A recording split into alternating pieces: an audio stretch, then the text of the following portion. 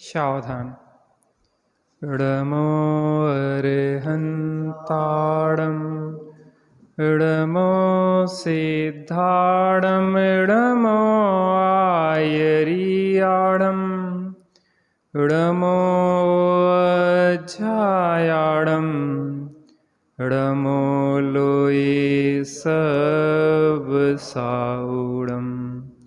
नमः समय साराय स्वानुभूत्या चकासते चित्स्वभावाय भावाय सर्वभावान्तरच्छिदे वन्दितु सर्वसिद्धे ध्रुवमचलमणोवं गदिं पत्ते वोच्छामि समय पाहुड मिडमो सुध केवली भड़िदम। अक्षय तृतीया पर्व की हो रही जय जयकार। ऋषभ देव को जब मिला प्रथम इक्षुरस आहार प्रथम इक्षुरस आहार। यद्यपि तिथियों में धर्म नहीं होता,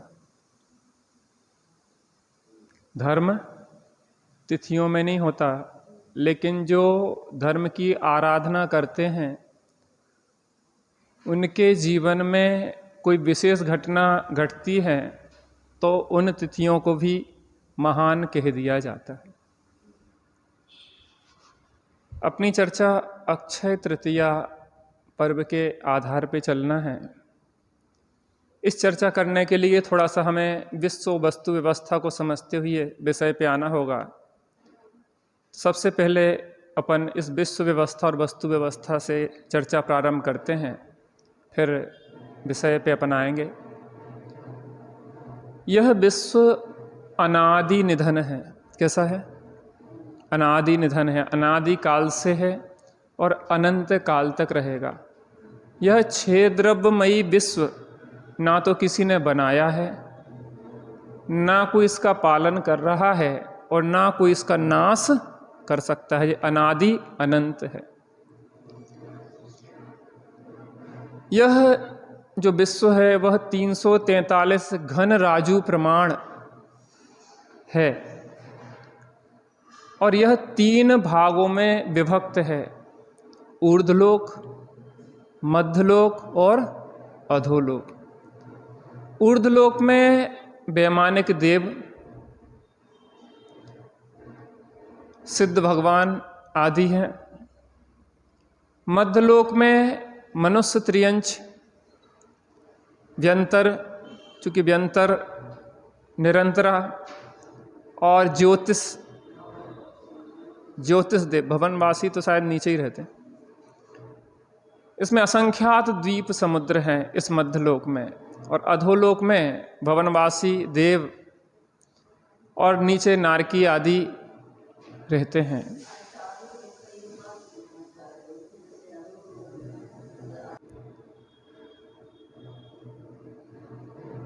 तो अपन को मध्यलोक की चर्चा करना है। मध्यलोक में जो असंख्यात द्वीप समुद्र होते हैं उनमें अपन 2.5 द्वीप में रहते हैं, 2.5 द्वीप जिसको कहते हैं।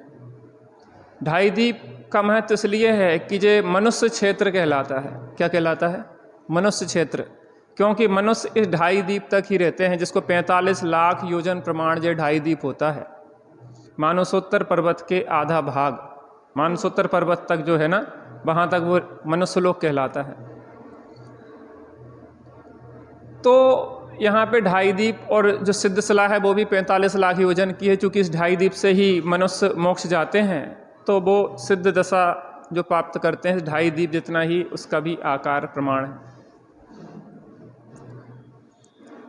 और इस 2.5 द्वीप में जम्बू द्वीप के भरत क्षेत्र में हम रहते हैं। कहाँ रहते हैं? भरत क्षेत्र के भारतवर्ष में रहते हैं। देखो, इस जम्बू द्वीप में अगर देखा जाए तो भरत, ऐरावत और विदेह क्षेत्र हैं। क्या हैं? भोग भूमियाँ आदि भी हैं। भरत, ऐरावत और विदेह, दो जो क्षेत्र होते हैं भरत और ऐरावत, इनमें काल परिवर्तन होता है और विदेह क्षेत्र में काल परिवर्तन नहीं होता। कैसा काल परिवर्तन नहीं होता? वहाँ चौथे काल जैसा वातावरण सदा रहता है, अर्थात वहाँ सदा काल जीव मोक्ष जाते रहते हैं। अब काल परिवर्तन की चर्चा करें तो काल परिवर्तन में 20 कोड़ा कोड़ी सागर का एक कल्प काल होता है। कितने का? 20 कोड़ा कोड़ी सागर का एक कल्प काल होता है, जिसमें 10 कोड़ा कोड़ी सागर का उत्सर्पणी होता है और 10 कोड़ा कोड़ी सागर का अवसर्पणी होता है। इस 10 कोड़ा कोड़ी सागर को भी 6 कालों में विभक्त किया गया है। कितने में? 6 कालों में विभक्त किया गया है, जिसमें पहला काल 4 कोड़ा कोड़ी सागर का होता है, दूसरा काल 3 कोड़ा कोड़ी सागर का होता है, दूसरा काल 2 कोड़ा कोड़ी सागर का होता है। कौन सा? तीसरा काल 2 कोड़ा कोड़ी सागर का होता है। चौथा काल कितने का होता है? 4200 की 42,000 42,000 वर्ष कम 1 कोड़ा कोड़ी सागर का चौथा काल होता है, और 5वां काल 21,000 वर्ष का होता है, और 6वां काल 21,000 वर्ष का होता है। इस प्रकार से 6 कालों में विभक्त है। पहले काल को सुखमा काल कहते हैं, दूसरे काल को सुखमा काल कहते हैं, तीसरे काल को दुखमा काल कहते हैं, चौथे काल को सुखमा काल कहते हैं, 5वें काल को दुखमा काल कहते हैं, और 6वें काल को दुखमा काल कहते हैं। कोई कंफ्यूजन आपको? 5वां काल दुखमा काल है। फिर से बता रहे हैं हम आपको, फिर से देख लीजिए। पहला काल है सुखमा, दूसरा काल है सुखमा, तीसरा काल है सुखमा दुखमा। फिर से सुखमा पहला, दूसरा सुखमा, तीसरा सुखमा दुखमा, चौथा दुखमा सुखमा, 5वां दुखमा, और 6वां दुखमा। इस तरीके से व्यवस्थाएं होती हैं। अब इसको ऐसे नाम क्यों दिए गए, इस पे भी समझ लेपन। पहले, दूसरे और तीसरे काल में होती है भोग भूमि। पहले काल में होती है उत्तम भोग भूमि, दूसरे काल में होती है मध्यम भोग भूमि, और तीसरे काल में होती है जघन्य भोग भूमि, और चौथे काल से कर्म भूमि प्रारंभ होती है। इसलिए उत्तम भोग भूमि में सुखमा कहा जाता है। लौकिक दृष्टि से जो सुख की बात है, आत्मिक दृष्टि की सुख की बात नहीं है। इसलिए दूसरे काल को चूंकि मध्यम भोग भूमि है, इसलिए उसको सुखमा कहा जाता है, और तीसरे काल में जघन्य भोग भूमि है, इसलिए उसे सुखमा दुखमा कहा जाता है। यहाँ कर्म भूमि में तो काम झंझट बहुत रहती है, लौकिक दृष्टि की बात कह रहे हैं, इसलिए भोग भूमि 3 कालों में होती है। यहाँ पे कुछ शाश्वत भोग भूमि होती है, कोई अस्थायी भोग भूमि होती है।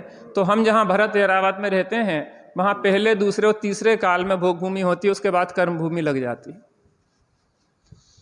जब तीसरे काल का अंत आता है और चौथा काल प्रारंभ होने वाला होता है, तो जो कल्प वृक्ष होते हैं उनकी ज्योति घट जाती है, चंद्र सूर्य आदि दिखने लग जाते हैं, और धीरे धीरे उनसे प्राप्त होने वाले भोग पदार्थ घटने लग जाते हैं। अब कर्म भूमि प्रारंभ होने वाली है, तो 14 कुलकर होते हैं, जो कुल की रीति को सिखाने वाले होते हैं। वो 14 कुलकर आपको जो कर्म भूमि में आपको कार्य करना है, कर्म भूमि के हिसाब से आपको मैनेजमेंट करना है, उसको वो सिखाते हैं। और अंतिम कुलकर थे नाभि राय। कौन थे? अंतिम 14 में जो कुलकर थे वो नाभि राय थे, और उनकी पत्नी का नाम क्या था? मरु देवी। क्या नाम था? मरु देवी।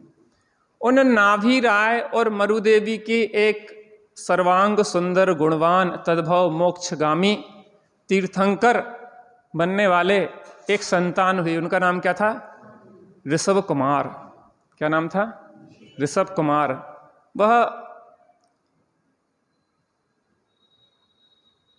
यद्यपि अंदर में वैराग्य था, उसी भाव से मोक्ष जाने वाले हैं, लेकिन तीर्थंकरों का ऐसा होता है, वह सर्वांग जीवन जीने की कला सिखाते हैं।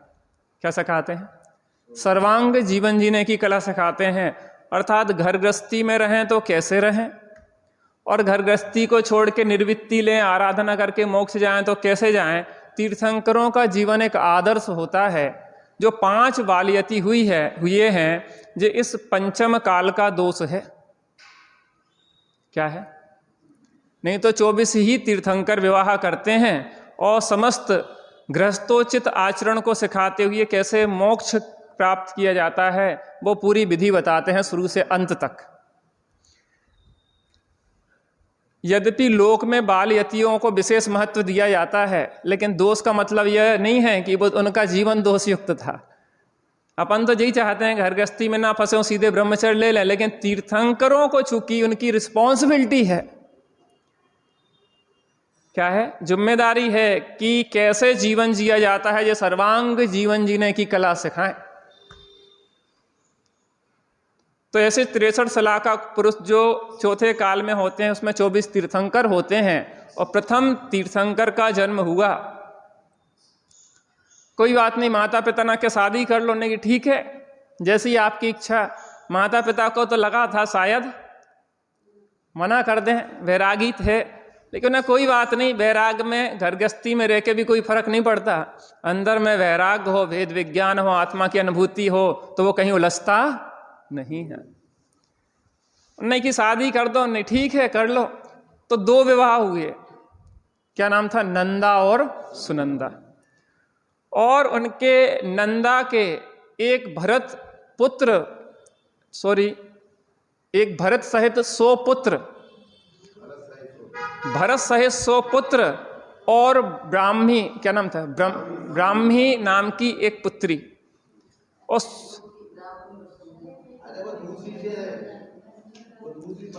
सुंदरी के बाहुबली नाम का पुत्र, और सुंदरी नाम की पुत्री। क्या नाम था? सुंदरी। सुनंदा तो पत्नी का नाम था। पत्नी की बात कौन कर रहा है? हम तो बच्ची की बात कर रहे हैं। सुनंदा के बाहुबली नाम का पुत्र और सुंदरी नाम की पुत्री। ठीक है ना? इस तरीके से उनने 83 लाख वर्ष पूर्व तक राज्य किया। कितने समय तक किया? 83 लाख वर्ष पूर्व तक राज्य किया उनने। उनकी आयु थी 84 लाख वर्ष पूर्व। कितनी आयु थी? 84 लाख वर्ष पूर्व तक की उनकी आयु थी, और 83 लाख वर्ष पूर्व तक उनने क्या किया? राज्य में वह रहे। इसका मतलब यह है कि घर गृहस्थी में रह के किस तरीके से विरक्त भाव से जिया जा सकता है, उन्होंने हमें सब कुछ सिखाया। अब उनके जन्मोत्सव को मनाया जा रहा था, और जन्मोत्सव मनाते हुए देवांगनाओं को बुलाया गया। किसको? देवांगनाओं को बुलाया गया, और देवांगनाओं का नृत्य चल रहा था। क्या चल रहा था? नृत्य चल रहा था। क्या नाम था उसका? नीलांजना। नीलांजना नाम की देवांगना नृत्य कर रही थी, और नृत्य करते करते बीच में ही आयु पूर्ण हुई और उसकी मृत्यु हो गई। सौधर्म इंद्र ने तत्काल ही दूसरी देवांगना को प्रस्तुत कर दिया, लेकिन ऋषभ देव की सूक्ष्म पेनी निगाह से वह घटना बच नहीं पाई, और उसे देख के उन्हें वैराग्य हो गया। क्या हो गया? वैराग्य हो गया। वैराग्य हुआ और वह दीक्षा लेके वन की ओर प्रस्थान कर गए। उनके साथ 4000 राजा भी उन्हें देख के दीक्षित हो गए। लेकिन आत्मबोध बिना दीक्षा वास्तव में अंगीकार करने से वास्तविक लाभ प्राप्त नहीं होता। देखो, राजमार्ग तो यह है कि पहले सम्यक दर्शन हो और फिर दीक्षा ली जाए, लेकिन अपवाद मार्ग में यह है कि बहुलता से ऐसा होता है,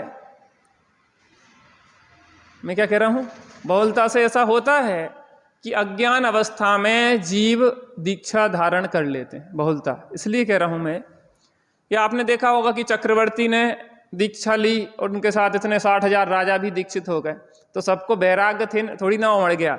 पता क्या होता है कि जब कोई बड़ा महान पुरुष कोई कार्य कर रहा हो तो लोग पीछे पीछे वाले जो होते ना, उनके फॉलोअर्स वो भी साथ में हो लेते। जैसे स्वामी जी आए ना, तो उनने तो समझ के दिगंबर धर्म अंगीकार किया था, लेकिन उनके साथ जो लाखों श्वेतांबर लोग आ गए, उनने तो समझा नहीं था, लेकिन उन्हें जो समझ में आ गया था कि इनने समझा है और हम इन्हें आदर्श मानते हैं, तो अपन भी उनका अनुकरण करें। लेकिन मात्र देख के अनुकरण करने वाले क्या होते हैं, भ्रष्ट हो जाते हैं।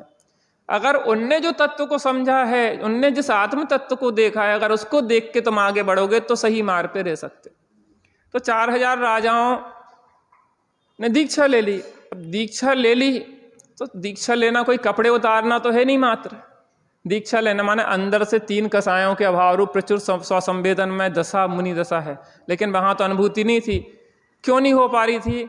क्योंकि उन्हें आत्म उपलब्धि नहीं हुई। क्यों नहीं हुई? क्योंकि उपदेश ही नहीं हुआ।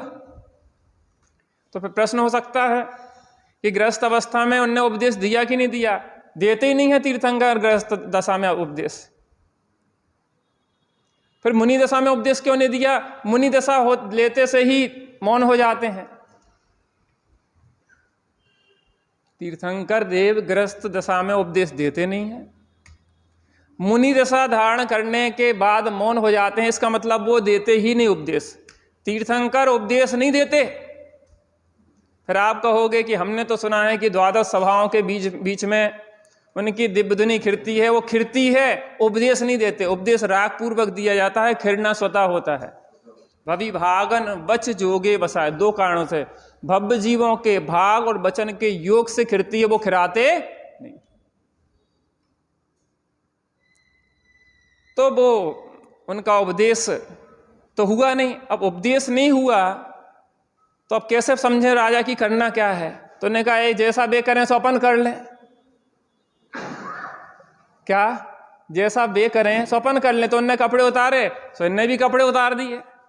अंदर तो कुछ पता ही नहीं था कि क्या करना है। हमारे राजा हैं सो हम भी मानेंगे। एक वो घटना आती है, बड़ी रोचक घटना है। एक जगह कथा की जा रही थी, और कथा की जा रही थी तो जजमान को बड़ी उत्सुकता थी कि कथा करना है, लेकिन उन्हें पता नहीं था कि कथा की कैसे जाती है, क्या करना पड़ता है। तो उन्होंने एक ब्राह्मण पंडित जी को बुलाया, उन्होंने कि महाराज हमें कथा करना है, क्या करना पड़ेगा? उन्होंने बता दिया इतनी सामग्री ले आना। कहने और क्या करना पड़ेगा? कहने कुछ नहीं करना, जैसा हम बोलते जाएं वैसे बोलते जाना, और जैसा हम करते जाएं वैसे करते चले जाना। तो सब कथा की सब सामग्री, पूरा गांव इकट्ठा हो गया। सब लोग बड़े कथा में आनंद ले रहे थे। कथा प्रारंभ हुई। ओम ह्रीम वृष्णु देवाय नमः नमः। होते होते जब जल का नंबर आया तो ने कहा जलम निरुपामीति, ने कि जल चढ़ाओ। तो ने कि जल चढ़ाओ। उन्होंने क्या कहा था? जैसे बोले सो वैसे बोलना, और जैसे करें सो वैसे करना। जल चढ़ा तो तू जल चढ़ा। तो उन्हें थोड़ा, पंडित जी ने थोड़ा सा घुटी मार दी, तो उन्हें घूसा मार दिया पंडित जी में। और होते होते इतनी लड़ाई हो कि भिड़ गए दोनों, और भिड़ते भिड़ते बहुत दूर तक पहुंच गई लड़ाई। जब तो जो वो थी ना किसान की पत्नी, वो रोने लगी बैठ बैठ के। तो निजित जी क्या रो रही? कहने लगे क्या है कि हमें क्या पता तो कि कथा पूरे आंगन में बचने, बिना लिपे पुते आंगन में कथा बची जा रही है। हमने तो थोड़ी सी जगह में जहां बैठना था वहीं पे लीप दिया था। तो मतलब ये है कि बिना समझे जो भी किया जाएगा वो नियम से क्या होगा? गलत होगा। वो 4000 राजा क्यों भ्रष्ट हो गए? वो मारीची ने भी तो साथ ही में दीक्षा ली थी ना। मारीची ने सबसे पहले नंबर 1, हर जगह नंबर 1 बनना चाह रहा था। बनने की दादाजी आप, हम भी लो, ये बन गए। आप पहले बन रहे हो, कैसे? हम आपसे पहले बनेंगे। तीर्थंकर हम पहले बनेंगे। तो इनने एक जैन दर्शन चलाया, जैन मत चलाया, उसने 363 चला दिए। बिना समझे जो करेंगे वो नियम से गलत होगा। अब क्या हुआ, वो दीक्षा लेके गए 6 महीने के लिए, ध्यानस्थ हो गए। वे 4000 राजा भटक रहे थे, उन्हें कुछ समझ में नहीं आ रही थी, तो वे अपने अपने हिसाब से जो समझ में आओ, आज सब अपने अपना हिसाब से ही कर रहे। अधिकतर लोग जनवाणी के आधार पर कितने लोग कर रहे हैं, आप विचार करो। अब वो ध्यानस्थ हो गए, ध्यान से जब वो बाहर आए तो चूंकि देखो उनके वज्र वृषभ नारद सहनन होता है। कैसा होता है? वज्र वृषभ नारद सहनन होता है। वो अगर जीवन भर आहार नहीं भी करें तो भी शरीर पे कोई प्रभाव पड़ने वाला नहीं है, इतनी सामर्थ्य होती है उनके। लेकिन विधि चलाने के लिए, परंपरा चलाने के लिए वह आहार चर्या के लिए निकलते हैं। कौन? तीर्थंकर। अब वो विधि लेके वो निकले नगर के लिए। नगर में निकले तो वहां पे लोगों को पता ही नहीं थी कि विधि क्या है, कैसे मुनिराज को आहार दिया जाता है। देखो, अपनी भावनाएं बहुत अच्छी होते हुए भी आप किसको भोजन करा रहे हैं, अगर उस विधि से नहीं देंगे तो आप उस पात्र को दान नहीं दे सकते। इसलिए पात्र को कैसे दान दिया जाता है यह भी हमें समझना चाहिए।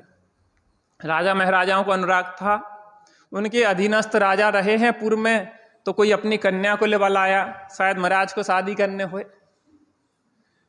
भूख लगी हो तो भोजन के थाल लाया, रत्न आभूषण लाया, लेकिन ये विधि होती नहीं है। 7 महीने 9 दिन, कितने? 7 महीने 9 दिन भोजन की विधि नहीं मिली। क्यों भैया? रोज क्यों जाते रहे? अगर जाना बंद कर देते तो विधि नहीं मिलती। बड़े पंडित साहब इस विषय में बहुत अच्छी बात कहते हैं। अपन रोज ध्यान लगाते ना थोड़ी देर के लिए, अब इतने समय हो गया, रोज रोज लगाते हैं, अनुभूति हुई नहीं है, तो लगाना बंद कर दोगे तो अनुभूति हो जाएगी क्या? अगर 7 महीने 8वें दिन भी अगर वो हतोत्साहित हो जाते कि विधि तो मिल ही नहीं रही, सब जाओ बंद, अपन तो बैठे हैं, तो विधि मिलती कि नहीं मिलती? मिलती कि नहीं मिलती? नहीं मिलती। जाते रहे, आते रहे, जाते रहे, आते रहे, जाते रहे और आते रहे, और एक दिन विधि मिल गई। ऐसे ही बार बार उपयोग को अंदर ढालने का अभ्यास करते रहेंगे, करते रहेंगे, करते रहेंगे, तो एक दिन विधि यही है। काहे की? आत्मानुभूति की विधि यही है, मुनि दशा लाने की विधि यही है, अरहंत तो सिद्ध दशा पाने की। हमारा काम है प्रयास करना, काम तो अपनी योग्यता से स्वकाल में ही होगा। इतना उतावला होने की भी जरूरत नहीं है, जल्दी अनुभूति कर लें। अरे अनंत काल तक अनुभूति में ही रहना है, इतनी जल्दी ना मचाओ। 10-5 भाव भी लग जाए अनुभूति के लिए तो भी देरी नहीं है। अनंत काल बीत गया, 2-5-10 भाव लग जाए तो लग जाने तो। अब क्या होगा, वो निकले और 7 महीने 9 दिन व्यतीत हो गए थे। हस्तिनापुर की घटना है। कहाँ की है? हस्तिनापुर में राजा सोम राज्य करते थे। कौन करते थे? राजा सोम राज करते थे। उनके लघु भ्राता का नाम था श्रेयांश। क्या नाम था? श्रेयांश।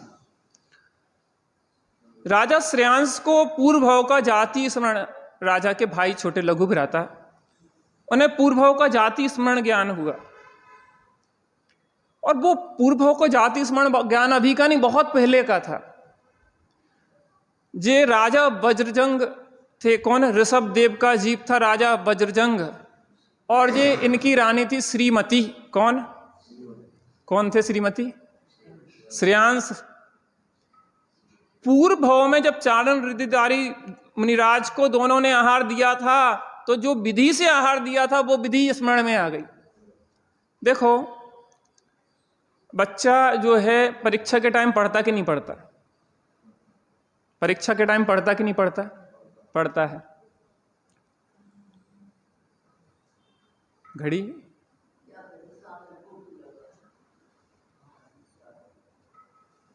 फोटो कौन सी लगी? अच्छा, बहुत बढ़िया, फोटो भी लगी है। तीर्थंकर मुनिराज श्री ऋषभ देव का प्रथम आहार अक्षय तृतीया, बहुत बढ़िया। अब क्या हुआ, उन्हें पूर्वभाव का जाति स्मरण हो गया। देखो, विचार करने वाली बात है कि विद्यार्थी जो है वो परीक्षा के टाइम तो पढ़ता है। जब परीक्षा के टाइम पढ़ना तो पहले क्यों पढ़ता वो? परीक्षा के टाइम तो आप पूरी मेहनत करते कि नहीं करते? करते हो तो पहले का पढ़े, परीक्षा के टाइम में पढ़ लेना। नहीं, क्या होता है कि पूर्व का जब पढ़ा हुआ होता है विषय तो बाद में जब रिवीजन करते हैं तो वो जल्दी स्मरण में आता है, इसलिए साल भर भी पढ़ता है और परीक्षा के टाइम विशेष तैयारी करता है। पूर्वभाव के जो संस्कार हैं हमारे, पूर्वभाव के वो संस्कार निरर्थक नहीं जाते, चाहे वो सुसंस्कार हो चाहे खोटे संस्कार हो। आप और हम यहाँ पे बैठे हैं, आप और हमारी यहाँ पे रुचि लगी है, इस भाव की ही नहीं है, पूर्व भवों की भी तैयारी है, पूर्व भव के ऐसे संस्कार हैं। एक भजन आता ना, कहीं दर्पण देख विरक्ति, कहीं मृतक देख वैरागी, बिन कारण दीक्षा लेते, बेपूर्व जन्म के त्यागी। कोई बात ही नहीं थी, दीक्षा ले ली। अरे नहीं, पूर्व में उनने इतनी तैयारी करी थी, पूर्व के वो त्यागी थे, पूर्व में वैराग्य लेके आए थे, वहां साधना पूरी नहीं हो पाई थी तो यहां की।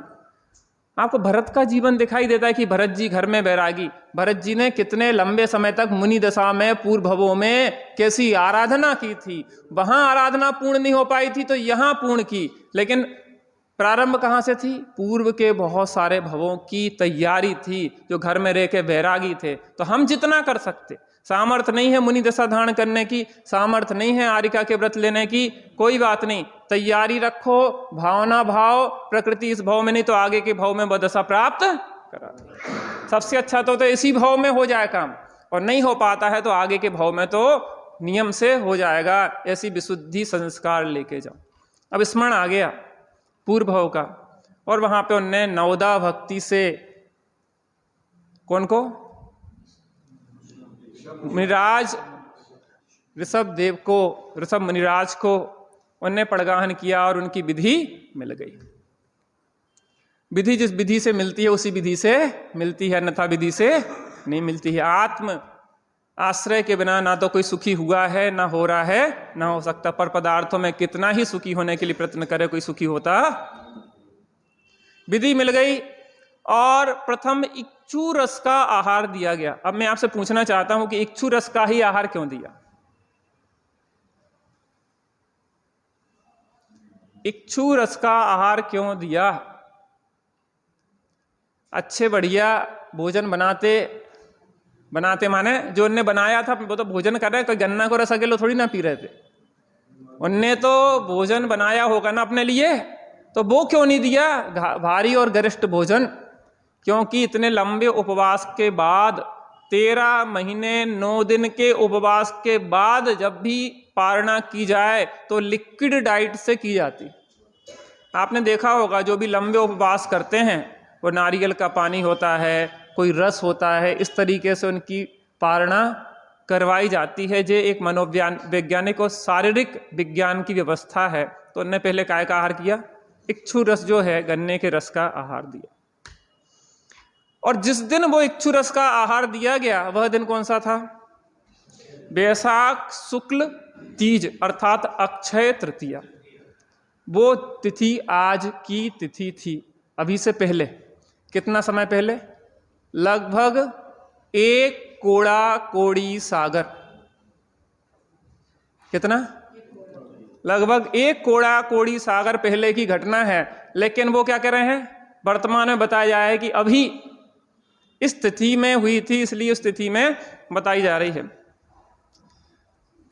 इस प्रकार से अक्षय तृतीया पर्व, अक्खा तीज भी जिसे कहा जाता है। कुछ दूषित बातें भी इसमें प्रचलित हो गई हैं। कहा जाता है कि बिना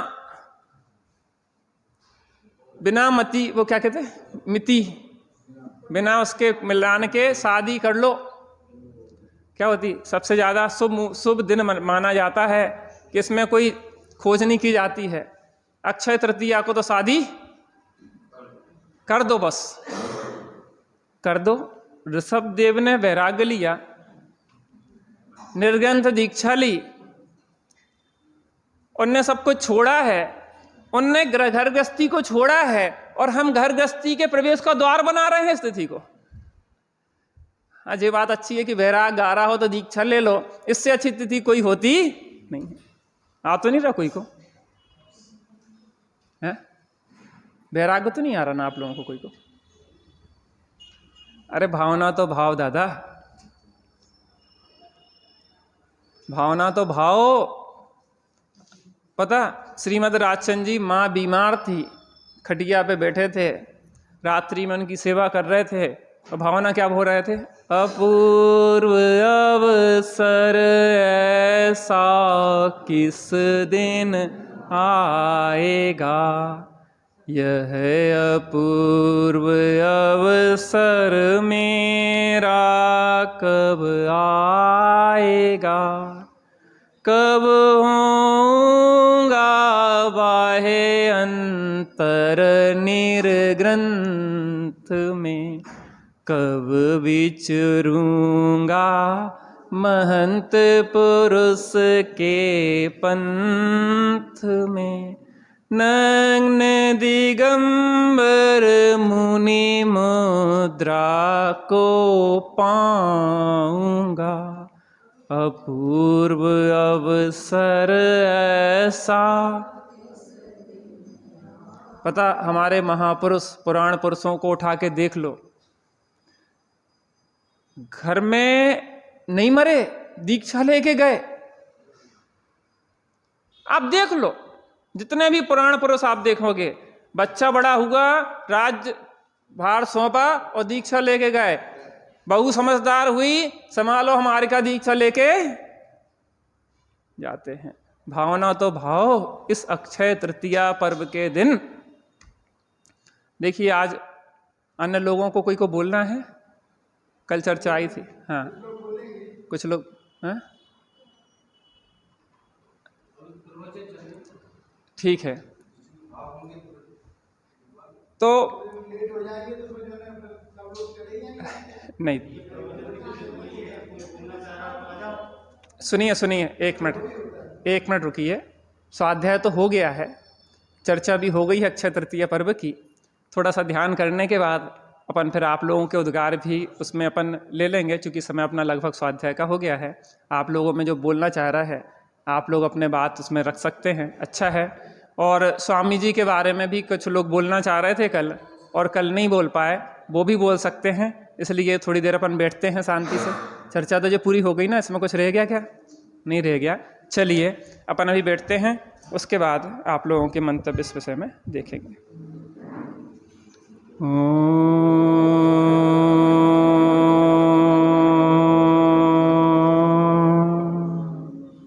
शांति शांति शांति।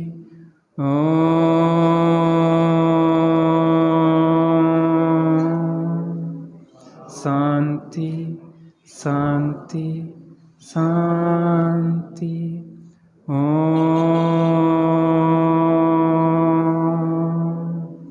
शांति शांति शांति।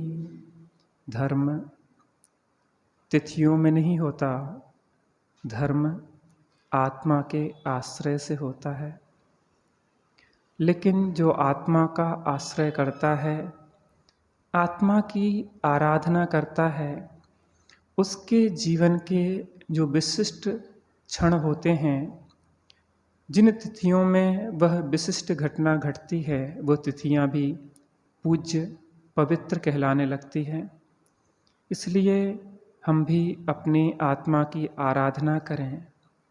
जिस प्रकार से ऋषभ देव ने आत्मबोधपूर्वक निर्ग्रंथ दीक्षा धारण करके मोक्ष को प्राप्त किया, ऐसे आत्मा के आश्रय से जिस मोक्ष को प्राप्त किया, थोड़ी देर हम भी उसका आश्रय लेने का अभ्यास करते हैं।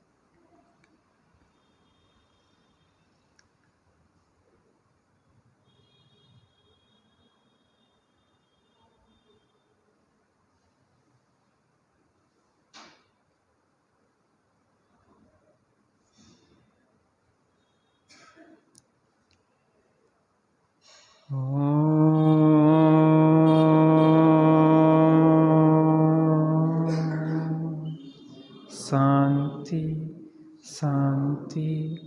शांति। ओम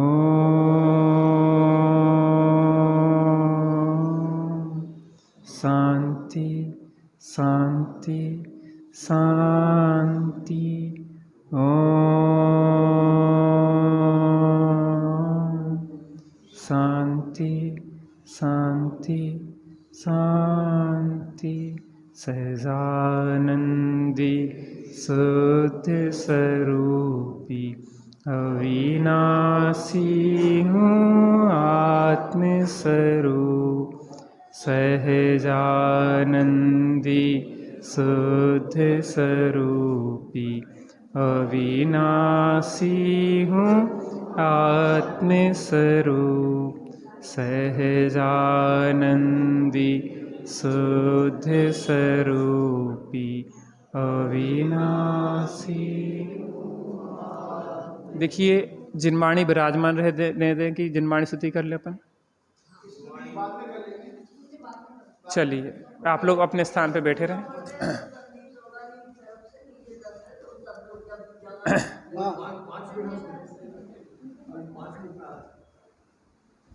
हाँ अभी आज दो महापर्व हैं। एक तो आध्यात्म के क्रांतिकारी युग पुरुष